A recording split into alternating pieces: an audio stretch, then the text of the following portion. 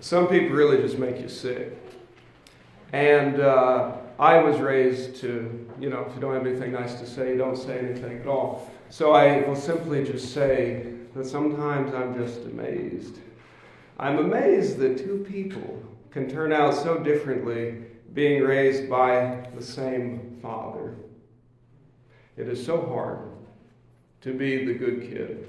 Some of you are good kids, you know what that's like. And not that it ever happened that much, but you kind of know how it is that if you're the one who follows the rules, how unbearable it can be when it's your turn to disappoint Dad. There are other parties we know who shall remain nameless, who are really used to disappointing him, and he's very used to being disappointed by them. But that's not me. So usually I keep my opinions to myself. It is better that way because I just want to keep the peace. And blessed are the peacemakers and all of that I've heard somewhere. But every so often, you do need to stand up for yourself. And I didn't do it for my sake. You understand, I did it on your behalf too, for all of you other good kids out there. I keep throwing around the term good, and maybe I shouldn't. I don't want you to get the wrong impression of me. It's not really a title I claim for myself, you understand. It's just that everybody else usually tells me what a good son that I am. And if that's what they think, then far be it from me to correct them, because I wouldn't want to be rude or something like that. I'm not a rude person.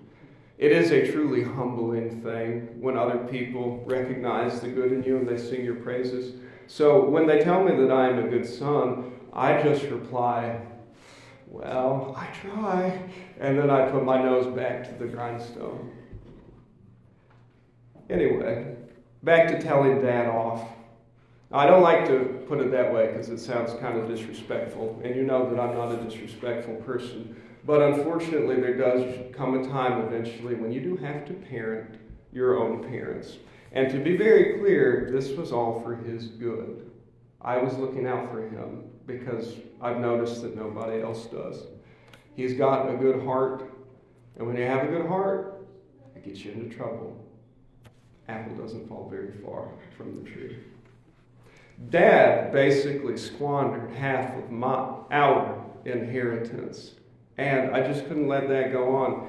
And not only did he give that all to my little brother, he did that before Dad kicked the bucket. And that sounds kind of irreverent, but you have to understand Dad and I are close. We get to talk and joke that way with each other. And remember, it wasn't all my brother's fault. Dad did it, and he is a big-hearted guy, and he's aging. But to take him back, to let my little brother back in. Now, first of all, you have to understand that my little brother was not going to understand the moral seriousness of his errors. If the minute he starts acting like an adult, he gets wined and dined. He stumbles home dead, broke, reeking of Jack, probably carrying the clap, and he basically gets rewarded for his bad behavior. And I'm sorry, but the speech, true to life. Father, I have sinned against heaven and before you. I'm no longer worthy to be called your son. Treat me as one of your hired servants. Now, it sounds religious, number one, and you know that my brother is not a religious guy.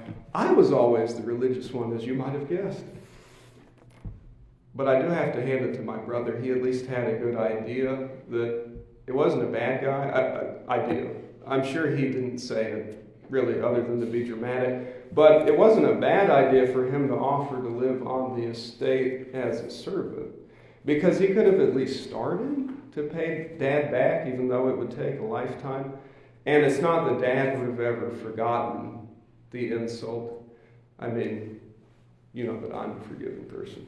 But maybe he could at least kind of forgive the waste.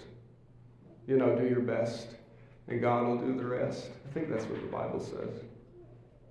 Of course, Dad is just excited. And unlike me, he really does like to hear himself talk. So he didn't even let my brother finish the canned speech. He didn't let him say, you can take me on as one of your hired servants. I really don't want anything from you. No, he just let him give his apology. And he didn't, well, he accepted his confession. And then he gave him all of his stuff. He gave him his best clothes and his bling and his shoes. And he put them on my brother, and he decided to throw a party in his honor, which I guess just goes to show that Dad also has a flair for the dramatic. For this my son was dead and is alive again. He was lost and is found. Boo-hoo. Your son was wasteful. He was prodigal and irresponsible. He's immoral, but you don't even seem to care. And that was when I snapped.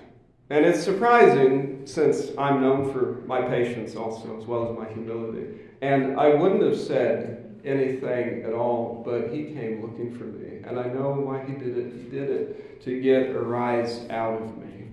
And that's when I told him that he was being an enabler.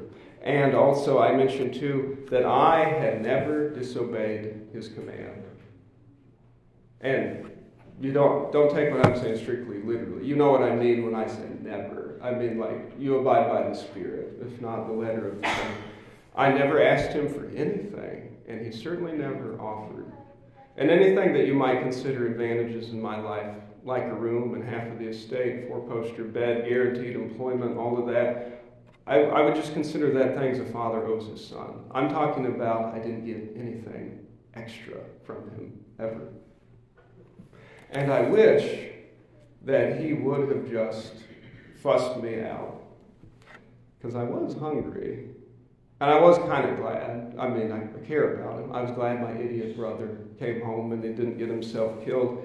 But I could not give Dad the satisfaction. He needs to learn. And there's no way that my brother is going to learn unless our dad learns too. We cannot just flush our money down the toilet. We cannot act like getting back into Dad's good graces is just that easy. No, I can go in there. See, I do have some pull with Dad's workers, and I know that if I went in there, then they would want to know how I felt about it, and I didn't want to make a scene. I did not want to make this about me, because you know how I am. And I'm not really ready to talk to my brother yet. I do not want to burst his bubble.